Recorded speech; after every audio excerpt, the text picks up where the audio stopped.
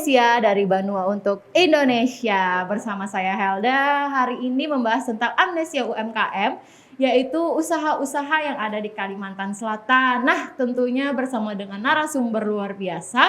Hari ini kita akan bahas tentang usaha kopi yang ada di Kalimantan Selatan. Sebelumnya, acara ini telah melaksanakan protokol kesehatan yang ketat nih. Jadi kita boleh nih Bang lepas masker biar kelihatan mukanya. Oke.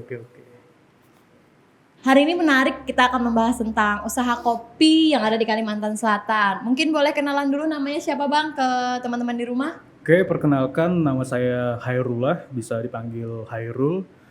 Saya berprofesi sebagai penyangrai kopi, atau kalau istilah bekennya, bahasa anjirnya, roaster. Brand saya sendiri di sini adalah Kopi Utuh. Bisa dicek di Instagram kopi.utuh.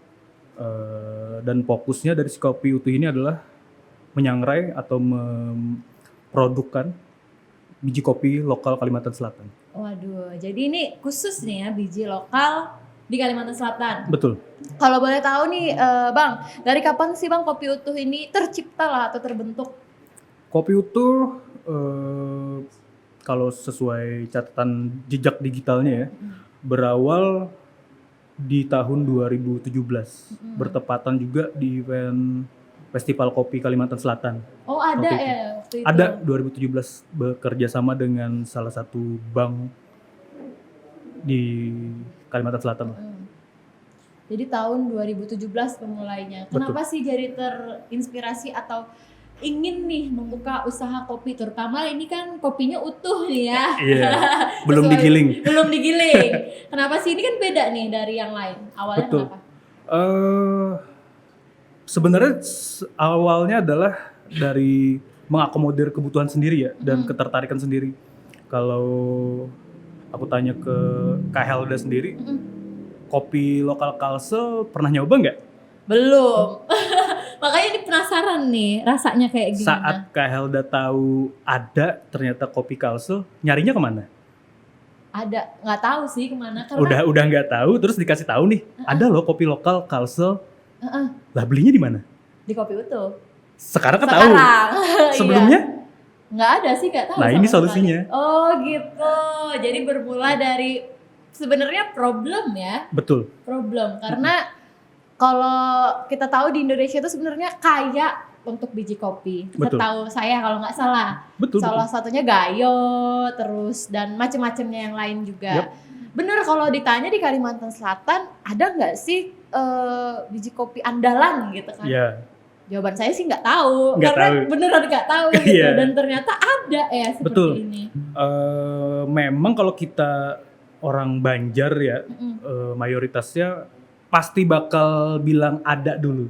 Ada dulu. Di mana biasanya belinya? Oh, di pasar Martapura misalnya, atau di pasar tradisional tertentu yang mana mereka itu ngejualnya udah kayak pakai baskom, terus ditakar pakai takaran gelas blimbing. Oh, ada ternyata ya. Ada itu home industry, pelaku industri kopi lokalnya awal-awalnya ada itu. Cuma ya itu tadi, apakah itu kopi lokal? Iya. Apakah itu kopi yang bukan lokal? Apakah itu kopi yang bagaimana kita nggak tahu. Nggak ada cara atau informasi yang memastikan itu kopi lokal. Sebenarnya itu. Nah di Kopi Utuh sendiri, aku berfokusnya adalah memberikan berbagai informasi itu. Misal kayak, oh ini kopi jenisnya apa? Iya. Oh ini kopi ditanamnya di mana? Siapa yang proses misalnya? Sekarang ini informasi di industri kopi itu bukan lagi informasi yang harus ditutup-tutupi malah. Justru kita kalau bisa buka-bukaan ya buka-bukaan informasinya. Karena pelanggan selain perlu rasa ya perlu informasinya. Iya, perlu narasi ceritanya. Perlu ceritanya. Selain rasa, aroma ya cerita. Gitu kan. Itu asik banget kalau udah ngopi itu sambil cerita gitu. Iya. Tahu deh yang udah ngopi tadi. Iya. Iya. Jadi kayak gitu. Jadi tertarik awalnya dari masalah itu sebenarnya. Betul. Bahwa ada pertanyaan-pertanyaan, ada nggak nih kopi khasnya Kalimantan Selatan? Betul. Ternyata ada. Dan saya baru tahu loh kalau ternyata ada home industry, ibaratnya tuh acil-acil ya. Ada. Yang berjualan kopi dengan takaran-takaran seperti itu. Tapi Betul. kan otomatis itu tidak kekinian dan tidak packagingnya tuh kurang kayak gitu kan. Kalau ini kan udah jadi brand dan bisa diperjualbelikan. Betul.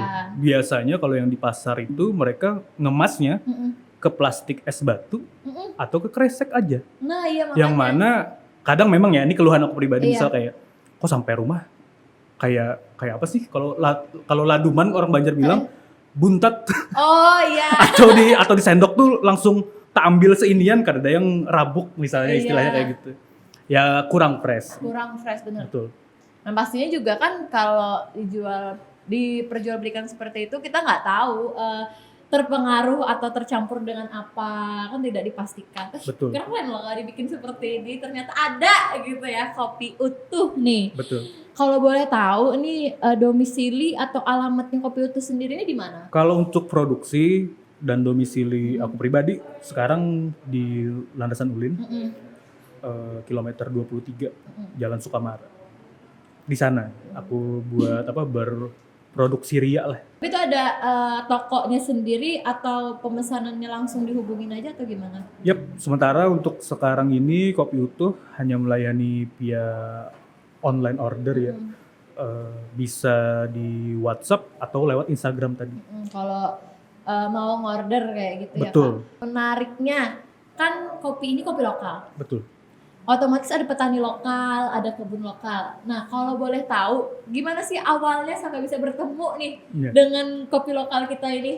Ya, sebenarnya alamiah ya. Iya, Atau ya. ya dalam artian kayak gini loh.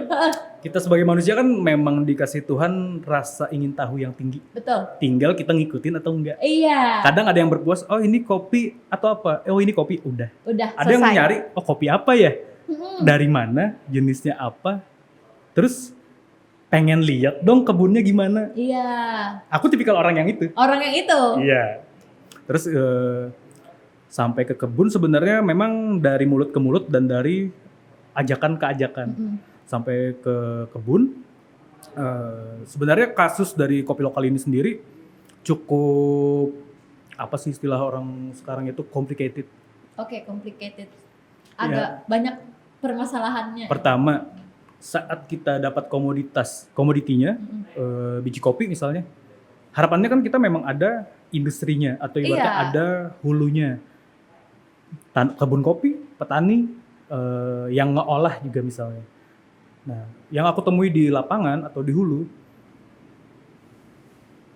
definisi dari petani itu apa sih sebenarnya? Kalau aku boleh nanya atau Kak Elda bisa bayangin atau jabarin petani? Di bayangan aku ya, kalau petani itu kan yang mengelola perkebunan kopinya. Bisa. Entah itu dia punya lahan sendiri atau itu lahan orang lain yang dia bekerja di situ. Betul. Itu sih Kak, yang di pemahaman aku. Yep, tepat sekali itu nggak salah maksudnya. Kalau aku bilang kayak gini, ini ada petani kopi Kak Helda, tapi kerjaannya adalah dia manen pohon kopi. Iya, manen. Sekedar memanen pohon kopi, dia nggak punya lahan. Nggak punya lahan, benar. Terus ibaratnya karena ini dia tahu ini bisa dijual, bisa jadi uang, dia kerjain. Iya. Itu petani kopi bukan? Gimana ya? Petani sih kayaknya. Petani ya, Petani. tetap ya. Nah, sedangkan di pengertian yang lebih lanjut sebenarnya atau yang aku amini, petani itu adalah dia yang menanam, dia yang merawat, dia yang mengolah. Pemilik sebenarnya berarti. Gak mesti pemilik, dia menanam, dia merawat, dia mengolah. Oh, oke. Itu kan Ngerti. udah mencakup. Semuanya. Oke deh, kamu petani. Misal kayak Kak Helda podcaster misalnya, bisa ngomong. Bisa. Nah, bisa mikir misalnya. Pasti ya. Nah, maksudnya ada poin-poin itu kan. Ada poin-poinnya. Tapi kalau misalnya aku bilang, saya petani, Heeh. kerjaannya apa Pak? Ya metikin Buah kopi. Petani. Itu pertanyaanku pribadi sebenarnya. Dan ibaratnya sebenarnya sindiran lah sebenarnya. Iya. Asik ya. Jadi ternyata petani itu dia yang merawat ya. Artinya merawat kan dari dia baru ditanam, terus dia yang panen, terus dia yang mengolah. Betul. Nah, mengolahnya itu sendiri nih kan kita tahu nih, mungkin buat jadi informasi juga kan. Oke. buat di rumah kan ini hasilnya kan biji ya, tuh bean-nya ya. Betul. Nah, dari buah kopi kan buah itu ya. Ya. Kalau pernah nih teman-teman di rumah, buah kopi itu kalau salah matangnya merah. Iya, Itu di kampung halaman saya, betul. di rumah nenek itu di belakang ada pohon kopi. Keren. Tapi nggak banyak, Nggak kayak apa-apa. cuma sedikit-sedikit aja. Yap. Jadi dulu cerita sedikit nih. Mm-mm. Buah kopi itu kan kalau orang tahu kopi itu rasanya macam-macam. Betul. Tergantung dari apa ya namanya? Apa namanya nih Kak? Kalau pembagian kopi itu Maksudnya gimana? bijinya ya tergantung dari Jenis. iya Betul. tergantung dari jenisnya. Nah, nggak tahu sih kalau yang di belakang rumah itu apa. Mm-mm. Kan warnanya merah. Bedanya kenapa? Kalau boleh nanya, kenapa sih rasa dari buah kopi itu manis loh Kak sebenarnya? Betul. Saya pernah coba deh katanya, oh nggak mau pahit kata saya kan Ah, dulu buahnya. Kopi sih. ya. Kan buahnya coba aja buah ternyata itu manis kayak Betul. gitu loh. Tapi ketika nggak cara itu gimana sih dikeringkan kah buah tersebut sampai bijinya keluar terus jadi seperti ini atau gimana dari Oke. ininya?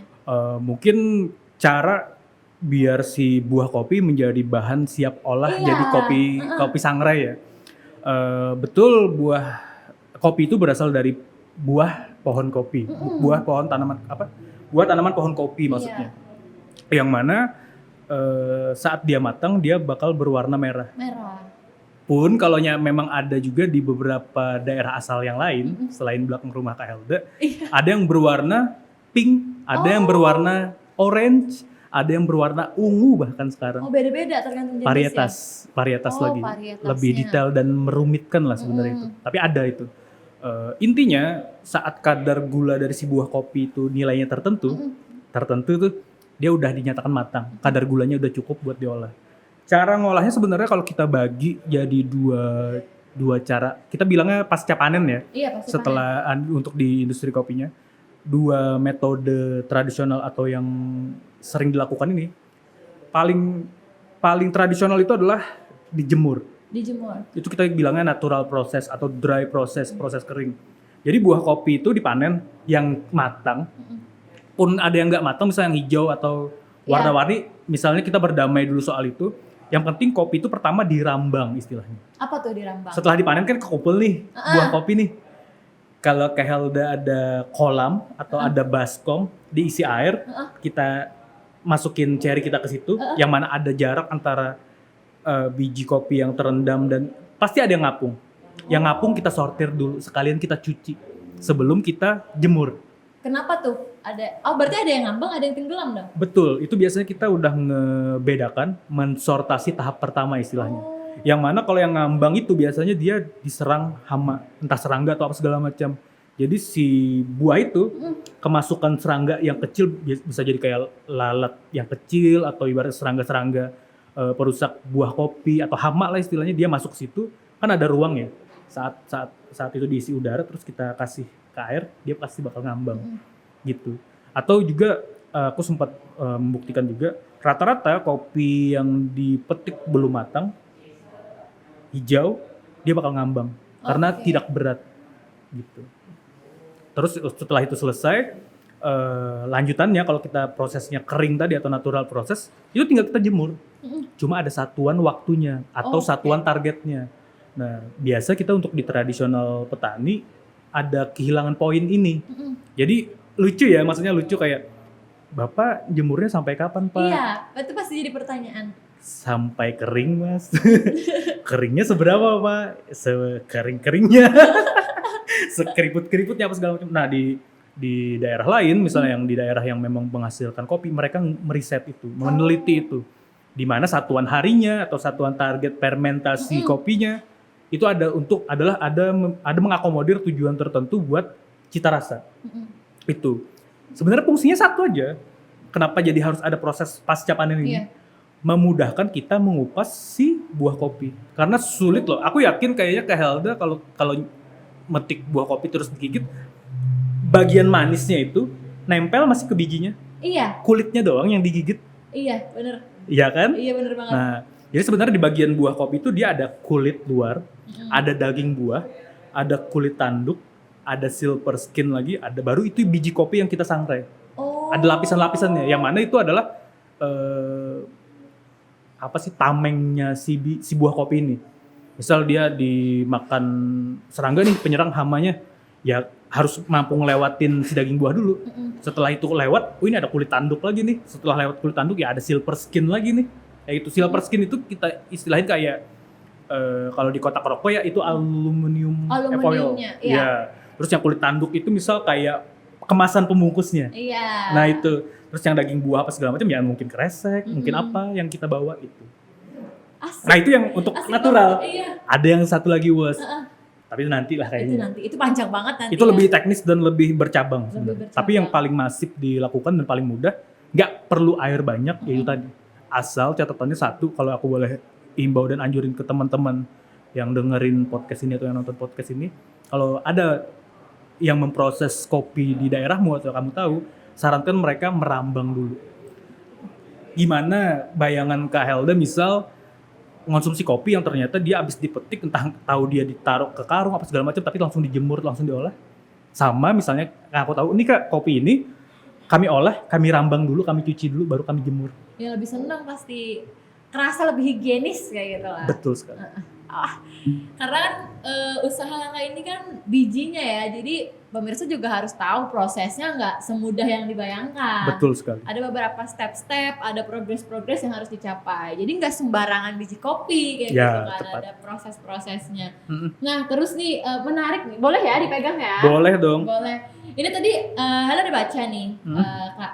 Ada Liberica, terus juga ada Robusta ya. Betul. Nah, apa sih bedanya Liberica sama Robusta? Liberica ini mungkin jarang nih banyak yang dengar. Boleh dijelasin nggak?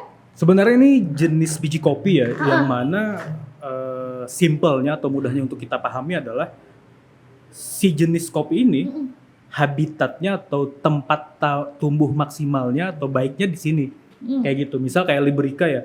Liberica itu paling cocok ditanam di ketinggian 0 di atas permukaan laut Iya. hingga 400 Oh. mdpl meter di atas permukaan laut. Lahan gambut, terus dataran rendah, Liberica bisa survive di sana. Robusta nggak bisa di 0-0 banget. Terus harus di mana nih kalau Ya Robusta? minimal maksudnya bukan di lahan gambut lah, tapi dia di dataran rendah juga dan lebih tahan terhadap hama. Dia lebih kuat kayak gitu ya. Ya rasanya kan kayak gini loh, kalau kita nyicip kopi biasa tanpa gula tapi ya teman-teman, kenapa dia rasanya lebih strong, kenapa dia rasanya lebih soft? Itu adalah bentuk pertahanan dirinya dari segi cita rasa. Jadi saat gitu. Andi misalnya kayak aku sebagai serangga atau hama ya, Iya. nyicip apa segala macam, oh nggak enak. Dia karena mengakomodir tugas Iya. itu, oh ini enak nih, makan aja apa segala macam, hama masih kena apa segala macam. Pun di sini kan baru ada 2 ya, ada jenis yang Arabica. Itu lebih mudah diserang hama karena memang enak. Karena memang enak. Enak, buahnya enak, ibaratnya bijinya juga cita rasanya buah, terus ibaratnya aroma bunga-bungaan. Iya. Itu kan yang diserang sama hama sebenarnya. Karena enak. Menurut Hama juga enak. Hama aja enak, mesti Iya, kita apalagi kagak. kita ya. Iya itu makanya. Oh kayak gitu. Iya. Ternyata emang baru tahu sih ada Liberica. Tadi juga kita udah cerita nih. Nah, Betul. kalau menurut kakak sendiri nih di Kalsel itu sebenarnya dominasinya itu biji kopi yang seperti apa sih? Maksudnya tipe atau jenisnya tadi Liberica kah, atau Arabica kah, atau Robusta kah, atau sama aja sih sebenarnya? Sebenarnya Dominasinya. tergantung lahan. Tergantung Atau memang apa yang pengen kita fokusin, dalam artian kayak gini. Sementara ini aku udah nemuin 3 jenis sebenarnya yang ada di Kalimantan Selatan. Yang mana 3 jenis dari 4 jenis yang paling terkenal atau apa dikenal. lagi satunya? Arabica, Arabica, Robusta, Liberica, Liberica. Excelsa. Oh, excellent. Excelsa itu kurang lebih kayak Liberica cita rasanya, cuma dia memang bijinya lebih kecil, daunnya lebih lebar. Oh, itu perbedaannya. Betul. Yang mana juga misal kayak kembali ke pertanyaannya tadi, untuk Kalsel didominasi atau berpotensinya gimana sih? Kalsel berpotensi banget ditanami ke 4 jenis ini. Oh, sebenarnya Yang bisa. mana nggak semua provinsi atau kota bisa. Oh, gitu. Beda-beda tempat. Betul. Tinggal kita aja nih, mau nggak yuk? Iya, mau Kayak enggak gitu. Terus ibaratnya juga untuk sementara ini memang yang paling banyak ditemuin ya Robusta dan Liberica. Tapi dari Robusta dan Liberica itu sendiri sekarang lebih banyak Liberica karena banyak yang mengkonfirmasi, misal kayak teman-teman di Tanah Laut ya. Oh di tempat kami ternyata ada juga nih kopi tapi dia nggak pahit mas. Kenapa ya? Oh itu kayak gini ciri-cirinya. Oh itu Liberica ternyata. Terus teman-teman di Marabahan atau teman-teman di Tanjung atau di mana hulu sungai, kami ada nemu kopi juga nih pohon apa segala macam, dan terkonfirmasi banyak pohonnya itu adalah Liberica. Oh, kayak gitu ya. Betul. Jadi sebenarnya pun orang-orang lokal di sana juga sebenarnya nggak tahu itu jenisnya kopi yang mana. Ya jelas, Ya jelas ya. Kalsel bukanlah daerah penghasil kopi. Bener banget. Informasi mengenai kopi belum masuk, Belum masuk. belum sampai bahkan ke masyarakat. Makanya ini fakta ya, maksudnya cerita yang aku dapetin sendiri. Misal kayak kalau Kak Helda sering ke arah hulu sungai, tahu Binuang? Tahu. Kenalnya sekarang apa tuh kiri kanannya? Pohon karet kan? Iya. Dulu pohon karet itu lahan kopi sebenarnya. Oh gitu. Karena masyarakat nggak ngerti, ditebang. Mm-mm. Oh karet lagi mahal nih, ya pohon Lebih karet. menguntungkan mungkin. Gitu. Iya jelas, Jelas. lebih menguntungkan dan lebih bisa diolah, Iya. lebih bisa dijual. Informasinya lebih banyak. Betul sekali. Wah, padahal sayang ya. Ya sekarang sayang. Heeh. Padahal kopi ya, pohon kopi dari awal bibit benih atau bibit masuk ke tanah atau ke kebun yang udah kita siapin buat dibuka nih, dia perlu 3 tahunan loh sampai buat percobaan berbuah. 3 tahun. Lama dong ya. Betul, pohon mangga kayaknya berapa ya? 2 tahun kali ya? Iya, bentar aja. Betul, kopi perlu waktu lama. Kayaknya dia beradaptasi soalnya. mungkin. Itu satu poin, dan juga dia siap untuk dipanen atau berproduksi untuk 30 sampai 50 tahun ke depan. Dengan investasi 3 tahun itu aja. Lama banget ya. Saya kaget loh dengernya beneran. Ya ibaratnya Jadi untuk 3 tahun dan dari 3 tahun untuk 50 tahun ke depan. betul. Berarti Dari bagus. 3 tahun itu sebenarnya bisa dipercepat lagi, tapi dengan resiko yang tadinya misal ya dari 3 tahun kita tanam nih, oh 1 tahun bisa kok berbuah, bisa. Bisa. Tapi umur panennya lagi yang tadinya 30 sampai 50 tahun, dia hilang separohnya, 15 sampai 25. Oke. Itu juga lama investasinya. Iya kan, ya jujur aja ya, penelitian masif sekarang dilakukan di Indonesia kan. Iya. Teman-teman di kebun, penelitian dari mana, universitas mana, mahasiswa mana, kayaknya udah nemu formula, cuma kita aja kan mau tahu atau enggak nih. Iya. Mau nyari tahu atau enggak nih, kayak gitu. Kadang kan cuma mau tahu dasarnya aja, nggak Betul. bener-bener masuk buat oh ternyata seperti ini. Tepat. Di lapangannya. Ih, keren ya. Keren. Saya berasa kuliah 1 SKS hari ini tentang Aku berasa jadi dosen hari perkopian. Saya seperti kuliah. Iya. Terus ini tadi juga baca kalau misalkan ini kan Liberika Nusa Indah nih. Betul. Di Kecamatan Bati-Bati. Kerennya kalau temen ini gak kelihatan sih ya. Nanti ada fotonya kan ya editor. Kita kasih di sini. Iya, kasih Kita kasih di sini. lebih besar nanti Iya. ya gambarnya. Ini itu bukan cuman ada namanya tapi juga ada tempat asalnya dari mana. Betul. Terus juga ada penanamannya. Terus ini loh yang menarik, ada rasanya ternyata ya. Betul. Kalau kita istilahnya itu testing note atau ibaratnya Iya. catatan saat kita menguji coba. Nah, sebenarnya yang kita lakukan sebelum acara ini tadi itu kita men-testing note. Ibaratnya kita nyicip terus apa sih yang kita rasain. Iya. Nah, itu yang ibaratnya nggak semua produsen atau ibaratnya yang mengeluarkan produk naruh itu. Karena memang ya syukurnya di Kopi Utuh sendiri kan memang bisa mengakomodir itu, tapi Iya. memang karena sejujurnya kopi itu dinamis, yang mana hari ini kayak gini, besok kayak gimana kita nggak tahu. Bener. Jadi ibaratnya aku pribadi fokus skillku adalah orang sensori atau orang yang memiliki kemampuan buat merasakan dari si kopi ini sendiri. Jadi buat quality control, buat peruntukan kedai kopi apa segala macam, itu aku akomodir skillnya. Yang mana ini kayaknya perlu banget, misal kayak Kak Helda, oh ini ada kopi A dan kopi B, bingung nih pilih yang mana ya. Oh kayaknya aku nggak suka herbal atau aku nggak suka coklat, ini nggak ada coklatnya, ya udah aku mau ambilin. Kan ngemudahin pelanggan juga sebenarnya, ngemudahin customer Iya. juga. Pengklasifikasian rasa. Gitu. Betul. Jadi buat apa lagi nih buat yang mau tadi sebenarnya kita udah tes. Iya. Udah tahu lah rasa Liberica gimana, rasa Robusta gimana. Kalau dari setiap orang itu kan lidah dan sensorinya beda-beda. Betul. Jadi memudahkan banget Kopi Utuh. Ini ada tulisannya tadi, Yap. note-nya tadi. Kalian suka rasa yang lebih manis, bukan manis sih, gimana ya rasanya? Itu nggak bisa digambarin ya. Ada aftertaste-nya kayak gitu loh. Betul. Jadi kalau kalian juga sukanya yang strong, itu Yap. juga ada. Dan ternyata tadi menarik banget nih. Ternyata rasa dari kopi ini ada ceritanya tadi ya. Betul. Dia saat sudah masuk ke gelas, sebenarnya kopi ya, entah aku nggak tahu ya kalau di teh juga atau di coklat juga, tapi untuk special case kopi, aku dapat gambaran misal kayak oh kopinya kok rasanya kayak gini ya. Ternyata dia ngasih pesan, oh ternyata di kebun kami kayak gini loh diperlakukan. Iya.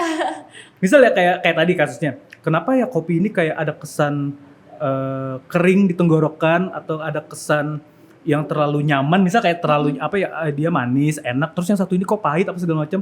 Oh dia ternyata sering terserang hama terus membangun imun sendiri sehingga cita rasanya kayak gitu, itu satu. Misal kayak tanaman pohon kopinya berpenaung atau enggak, pematangan buahnya jadi lebih cepat atau jadi lebih lambat. Dia kan ngasih kabar sebenarnya ke kita. Iya. Kami kayak gini loh di kebun. Help, misalnya kayak gitu Asik kan. banget ya. Iya. Tapi itu cuma di orang sensor yang bisa, Iya, tapi sayangnya. itu berasa banget tadi Betul. pas nyoba ya. Jadi beda banget kalau menurut saya sih, kalau Arabica itu agak asem-asem gimana gitu kan. Itu Arabica. Iya, Yang Liberica? kalau yang Liberica itu manis. Yep. Perasa saya sih. Iya. Tapi manisnya itu aftertaste, jadi bukan kayak gula, enggak. Betul. Tapi ketika kita minum, aromanya buah, Betul. lebih ke buah, tapi aftertaste-nya manis. Misal kayak gini loh analoginya teman-teman ya biar lebih mudah. Lebih mudah. Saat kita makan semangka tuh, Iya. rasanya kan bener-bener manis. Tapi saat kita minum air putih lagi buat ngebilas, rasa manis semangka itu masih ada. Masih ada, bener. Itu Tepat. aftertaste namanya. Itu aftertaste. Rasa setelah selesai. Rasa yang gitu. pernah ada. Waduh, dan itu nggak hilang loh ya. Itu nggak hilang dan itu Iya. harus diicip-icip bener gitu rasanya. Nah, kalau Persis. robusta itu lebih strong. Yup. Lebih kuat banget gitu rasanya. Bukan pahit juga, kalau saya sih ngerasa nggak pahit. Betul. Cuman kayak ada perjuangan gitu loh rasanya. Nah, itu itu. ternyata ada ceritanya Ada dari ceritanya kebun. Betul sekali. Ini asik loh pembahasannya. Ini kalau yang baru-baru, aku pecinta kopi, ternyata bukan kopi yang sebenarnya, ini jadi tahu. Ternyata kopi ada ceritanya juga. Dan mungkin aku bisa maksudnya bisa mengajak ke teman-teman pendengar atau ke Kak Helda sendiri buat nularin spirit kita sebagai peminat dan penikmat Iya. kopi. Misal kayak satu waktu ada ke kedai kopi kunjungan nih apa segala macem. Coba kita tanya dong ke yang nyuguhin atau barista ya. Kalau yang di tempat kedai kopi itu biasanya profesi yang ngejamu kita di awal-awal. Kopi yang enak bagaimana sih? Atau ibaratnya kalian punya signature drink yang only kopi nggak? Yang kalau kita kan ya bilang kayak Helda, yuk ngopi yuk. Pasti minumannya yang datang-datang ke meja kopi susu. Iya. Atau ibaratnya kopi dengan gula. Di sini aku ngajak ke teman-teman, coba dong nikmatin kopi yang dia sudah sebagaimana diproses di hulunya. Terus kita sebagai penyangrai juga memaksimalkan potensial rasanya. Kita sebelum ini tadi kita cuma naruh bubuk kopinya, hasil gilingan biji kopinya ke cangkir, terus kita guyur air panas. Biasa kita bilangnya itu tubruk ya. Cuma begitu, tapi dia punya rasa kan sebenarnya. Iya. Walaupun tidak manis gula, walaupun tidak manis sirup-sirupan, walaupun dia tidak manis creamy seperti susu-susuan, tapi dia punya taste tersendiri. Yang mana jujur nggak sih kira-kira rasanya kayak gitu? Iya, jujur lah. Nah maksudnya Jelas. nggak ada tambahan. lain. Nah itu tadi dia bayangin loh, satu minuman ini dia cuma disiram air panas. Kita nikmatin, kita kan cuma tinggal berdamai dan apa ya istilahnya, nerima, oh ini loh kabarnya hari ini. Iya. Nah aku di Kopi Utuh selalu share ke teman-teman pembeli, misal kayak jangan kaget hari ini belinya rasanya gimana, besok rasanya kayak gimana. Karena kami dari Kopi Utuh sendiri mencoba mengabarkan hasil cup terbaik dari biji kopi lokal Kalimantan Selatan kita ini. Jadi kabarnya bisa beda-beda. Bisa. Iya, hari ini rasanya seperti ini, besok rasanya mungkin beda lagi. Ya. Karena kabarnya tadi beda-beda ya, ada Ya ceritanya. kalau Kak Helda ditanya hari ini kabarnya gimana? Iya, pasti beda sama Ya. yang besok. Apalagi sama yang kemarin. Betul sekali. Wah, asik banget nih. Terus kalau boleh tahu nih, Kak, pasarnya Kopi Utuh sendiri ini gimana sih Kak? Apakah Kakak sebagai pemasak untuk kedai-kedai kopi, apakah ada pembeli tetapnya, itu gimana ceritanya? Pembeli tetap kita ada, peminat tetap kita ada, terus ibaratnya antusias dari daerah lain. Misal ya waktu pandemi masih belum terjadi, teman-teman yang jauh dari Kalsel atau dia ngerantau atau dia sekolah kangen nih dengan taste kopi lokal yang mana dia saat di sini udah pernah nyicip, kirim dong. Kalau segala macam mudah ya sebenarnya sekarang. Akan tetapi tidak diproduksi yang massal karena produk dari Kopi Utuh sendiri memang bukanlah produk komersil atau reguler. Iya. Jadi aku memfokuskan hasil cupnya memang di posisi yang terbaik dan dari bahan yang terbaik. Itu poinnya tadi, misal kayak marketnya nih, sayangnya kedai-kedai yang banyak di Kalimantan Selatan ini tidak begitu pede, bukan tidak begitu pede sih sebenarnya, mereka itu pede, tapi tidak mampu mengakomodir biaya yang lumayan karena harganya jujur kopi lokal untuk yang dirilis Kopi Utuh ini bisa dikategorikan menengah ke atas. Iya. Yang mana misal ya satu pack isi 150 sampai 200 gram yang seperti ini teman-teman bisa jual di harga 50.000 atau di bawah 100, kita udah up. Intinya gitu. Yang mana memang misal kayak gini kayak Elda ya, aku kasih bayangannya. Saat kita menggunakan bahan kopi lokal, terus kita menggunakan bahan kopi luar Kalsel lah istilahnya. Kita sama-sama punya bahan 2 kilo nih. Iya. Punya yang dari kopi luar ini, bukan kopi lokal istilahnya, bisa Kak Helda proses sampai dia jadi roast bean dengan kadar susut itu 20 sampai 25% dari 2 kilo itu tadi. Dari 2 kilo. Sedangkan di kopi lokal, dari green bean nih, maksudnya biji kopi mentah yang udah melewati pasca panen, udah bisa disangrai nih. Dari 2 kilo, aku atau Kopi Utuh sendiri melakukan sortasi kembali.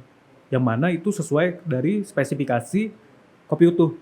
Yang mana susutnya adalah 50%. Oh banyak, lebih banyak ternyata. Jelas. Itu satu. Iya. Susut kedua terjadi saat bahan sudah siap, sisa 1 kilo. Saat kita sangrai, susut maksimal dari bahan mentah ke bahan siap olah itu 20 sampai 25%, yang mana itu adalah hasil dari punya teman-teman itu tadi. Yang 1 kilo tadi. Betul. Jadi anggapannya ya sisa 80%, susutnya sisa 20% dong. Belum selesai sampai situ. Belum selesai lagi. Setelah jadi produknya nih yang udah keluar dari proses sangrai, itu pasti ada gambaran misalnya kayak pohon kopi, ternyata buah kopi yang dipanen atau yang diolah dari buah kopi yang enggak matang atau ya apa segala macam atau cacat produksi misalnya. Itu untuk di Kopi Utuh kita sortasi lagi.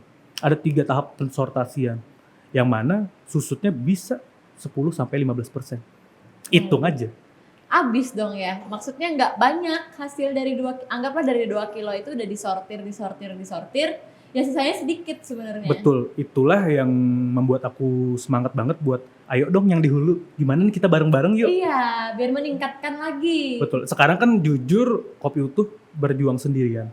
Berjuang sendirian menggalakkan yuk kita quality oriented. Iya, benar. Karena jujur ya, pangsa pasar kita ada kok yang untuk menikmati produk ini.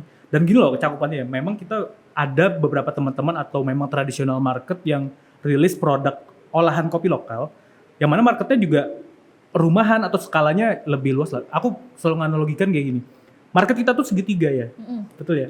Makin kita bermain di bawah makin luas, makin kita bermain ke atas makin mengkerucut. Betul. Nah aku main di tengah ke atasnya. Yang mana misal kayak Kak Helda misal nih ada punya teman yang dia emang pro banget kopi. Aku tawarin nih, Kak Helda nih ada produk tradisional market, ini ada produk Kopi Utuh. Kak Helda bakal nyaranin atau ngambil produk yang mana? Kalau aku sih Kopi Utuh. Nah itu aku nge-akomodir pasar yang itu. Iya. Misal juga mungkin Kak Helda temennya bukan di Kalimantan Selatan ya, atau ibaratnya cakupannya nasional. Misal dari Kak Helda ke temannya, terus temannya punya teman lagi yang skalanya internasional. Kak Helda atau teman Kak Helda bakal nyaranin produk yang mana? Ya Kopi Utuh. Karena udah gimana ya, dengar dari kakak nih ya. Betul. Kualitasnya itu terjaga banget. Jadi kalau kita cerita tentang gimana proses pembuatannya, gimana packagingnya, itu meyakinkan gitu loh. Tepat. Itu sih. Dari awalnya itu menjadi masalah, awalnya kita dapat dari masalah, Iya. kami Kopi Utuh sebisa mungkin memberikan solusi dari si masalah ini sendiri. Itu. Keren banget. Asli Gokil. keren banget. Ini kuliah 1 SKS lebih ini tentang perkopi-kopian ya. Perkopi-kopian. Perkopi-kopian. Karena Iya. jarang banget, maksudnya kan sering ke kedai-kedai kopi. Saya salah satu yang pecinta banget sama kopi. Oke. Dulu sampai sekarang. Nah, saya kalau ke kedai kopi, walaupun saya udah tahu di kedai kopi tersebut yang enak adalah signaturenya A misalnya, saya akan tetap tanya ke kedai kopi tersebut, Mbak signaturenya apa ya? Terus dia bakal nyaranin kan, dan selalu ya jarang kedai-kedai kopi yang terutama kekinian nyaraninnya yang signature yang bener-bener hasilnya cuman original, Betul. rata-rata kan masih campuran dan lain-lain. Dan ada ternyata hal-hal yang seperti itu menarik. Jelas. Terutama untuk yang baru mau coba-coba. Yap. Itu keren banget loh Kak, bisa mengembangkan seperti ini. Ya, Saya apresiasi sekali. terima kasih. Terus dulu modal awalnya gimana sih? Berapa kalau kali aja kan yang di rumah juga mau tahu. Modal awal itu sebenarnya nggak lebih daripada 1 juta jujur untuk bermulai usaha menyangrai apalagi kopi lokal. Dulu itu aku pernah nyoba yang nyangrai biji kopinya di wajan sampai ke alat yang memang sesuai spesifikasi, cuma tidak bisa menyangrai dalam kapasitas yang besar. Iya. Waktu itu nggak lebih daripada 100 gram. Wah sedikit dong berarti. Ini aja 150 gram. Iya. Maksudnya buat dapat 150 gram berarti aku perlu menyangrai 2 kali. Bener. Yang mana waktu 1 kali sangrai 15 sampai 20 menit. Kebayang nggak misalnya 1 kilo atau Kebayang. ada orderan 10 kilo Mas ya hari ini tolong, aku yang minta tolong sebenarnya. Minta tolong waktunya ya. Nah itulah maksudnya. Cuma makin kesini makin berpotensi pasarnya, terus juga teman-teman makin banyak, ada alat yang memudahkan juga, ada teman-teman yang memudahkan juga.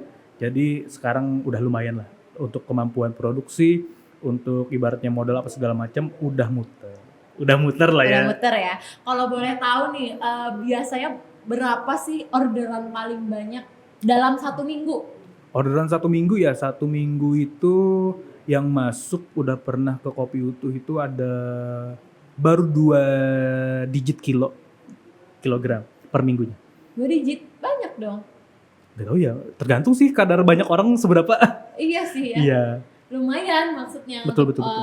orderan dan pasarnya berarti emang udah menjanjikan. betul sekali. Iya, terus boleh tahu nggak nih hasil atau perolehannya sementara ini keuntungannya kayak gimana? Kayak gimana apanya? Oke. Omsetnya. Yang jelas untuk omset gini ya, aku nggak bisa bilang seberapa besarannya, cuma Iya. memang aku mengarahkan keuntungan dari si Kopi Utuh ini ke pembelian alat-alat processing di hulu. Misal kayak tadi, Kak Helda abis metik buah dari pohon kopi nih, kayak kira-kira harus diapain sih biar bisa Iya. diolah? Nah aku membeli alat-alat itu secara pribadi atau swasta lah, bisa kita bisa bilang. Yang mana memang sebenarnya bisa ya dibantu pemerintah ya. Bisa. Tapi memang ada cara itu, ada cara ini. Iya. Nah aku milih yang cara ini biar nggak lama pertama satu, terus juga biar bisa sesuai kebutuhan. Misal kayak aku punya resep atau punya hal yang perlu dicoba kayak gini nih runutannya. Ayo mana bahannya, kita kumpulin kita olah sendiri gitu. Ada 2 alat kemarin yang udah dibeli, alat pulper yang mana itu tugasnya adalah memisahkan biji kopi yang masih berkulit tanduk dengan daging buah. Terus ada alat yang namanya huller yang mana itu membuka si kulit tanduk itu tadi sampai dia siap untuk disangrai. Ada 2 alat itu.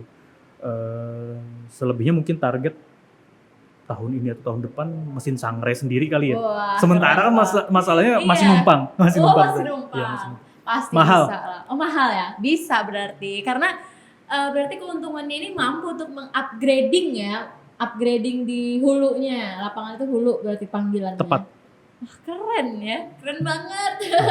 Cuma ya itu tadi beda-beda fokus orang, beda-beda Iya. kita. Kalau aku nyadarin sebenarnya kayak gini ya, tiap manusia itu punya dharmanya sendiri-sendiri. Benar. Misal kayak Kak Helda diberi anugerah sama Tuhan, dharmamu biar bisa ngobrol sama orang, bisa nyampaikan sesuatu nih dengan orang lain. Itu satu. Misal kayak aku dharmanya dikasih Tuhan, kamu punya kemampuan skill mengecap, kemampuan buat mengolah kopi lokal, ya itulah jalannya. Aku terima. Bener. Terima dan jalanin. Betul. Dan bener-bener cari tahu gitu kan. Kadang tahu sebenarnya mungkin oh kelebihan aku di sini nih. Betul, Tapi betul. dia Berani, harus berani. Iya, dia nggak berani buat cari tahu fashionnya di situ. Tepat. Itu keren sih karena hobi yang bisa jadi cuan atau jadi keuntungan itu menyenangkan. Kalau aku sebelum cuan yang jelas memuaskan. Nah, itu lebih keren lagi ya. Ya, Nah, tadi juga udah banyak banget ya Kak kita cerita nih tentang dunia perkopi-kopian. Wih, dunia perkopi-kopian. Ada nggak nih rencana Kopi Utuh ini ke depan mau dibawa kemana dan seperti apa? yang jelas kalau kopi utuh sebenarnya selalu kepentok batasan sebenarnya ya. Yang dari aku pribadi harapkan sebenarnya perkembangan atau kemajuan di hulunya. Misal kayak yang kemarin mampu panen atau mampu produksinya sekian, tahun ini nggak apa-apa kurang asal kualitasnya meningkat. Karena Oke. ke kopi utuhnya bakal lebih dimudahkan dan bakal susut-susut yang udah kita bahas tadi bakal lebih berkurang. Aku berani jamin. Asal di hulunya memang mau juga. Sementara ini kan memang bayangin loh dari 2017 sampai 2021 berjuang sendiri, terus ibaratnya mungkin ada yang kelewat dari Kak Helda tadi, misal kayak kan itu disortir semua, limbahnya kemana? Iya, limbahnya kemana? Iya, bener ya, saya belum bahas limbahnya Nah, iya. kemana. Nah misalnya aku pribadi sebenarnya ada dua macam limbah, yang pertama limbah yang masih mentah dan limbah yang sudah tersangrai terus kita sortir ya, ada dua bahan itu. Yang mana dua-duanya aku kembalikan ke tanah sebenarnya.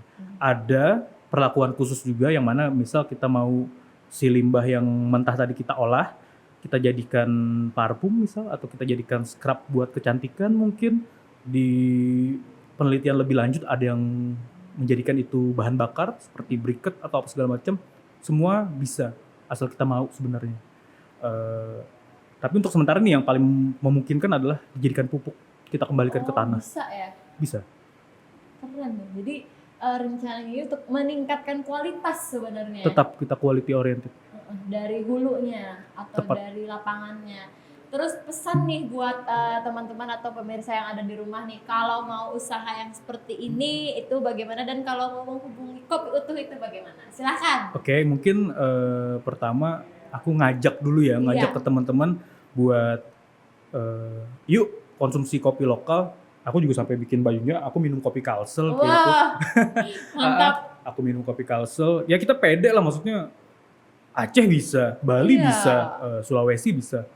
Kita Kalimantan Selatan apa kabar nih? Bisa kayaknya. Nah terus buat teman-teman yang pengen usaha kopi, terspesifik lagi misal kopi lokal, mulailah dari tertarik atau tahu cita rasa kopi lokal kita sendiri dulu. Misal ada ya, aku jujur mengkritisi teman-teman yang berusaha atau berbisnis dengan tema kopi lokal, akan tetapi nyoba nggak produknya, tahu nggak cita rasa kopi lokalnya bagaimana. Yuk kita dialog atau yuk kita sharing kualitas yang bagaimana sih kopi itu dan bagaimana sih cara kopi itu diceritakan, dibawa ke ranah yang lebih serius. Misal maksudnya yang lebih serius tadi adalah yang orang ngerti kopi, bahkan skala dunia yang ngobrolin kopi itu bagaimana, udah bisa nggak poin-poinnya itu ditangkap. Nah mending itu dulu sebelum kita menuai keuntungan di dalamnya, di dalam bisnis kopi lokal ini sendiri. Makanya tadi aku bilang mengingat-ingat yang sudah kita bahas tadi Kak Helda, hobi, aku lebih memprioritaskan kepuasanku sendiri dulu sebelum menuai keuntungannya. Itu mungkin. Dan ya coba icip dulu. Kalau teman-teman ragu masalah, oh ini bener nggak sih kopi lokal apa segala macam, aku memberikan garansi misalnya kayak datengin aja seluruh pelaku kedai, pelaku industri kopi. Kalau mereka nggak tahu kopi utuh ya mereka berarti baru banget. Kalau udah tahu, mereka udah tahu track recordnya kopi utuh dari 2017 gimana mengemas kopi lokal Kalimantan Selatan kita ini. Keren banget. Jadi kalau buat teman-teman yang di rumah yang mau coba nih ya usaha kopi lokal, intinya tuh sebenarnya taste dulu lah, dicoba, diicip dulu biar kenal. Soalnya kopi tadi berbeda-beda rasa dan berbeda-beda ceritanya. Yap. Makanya ngutip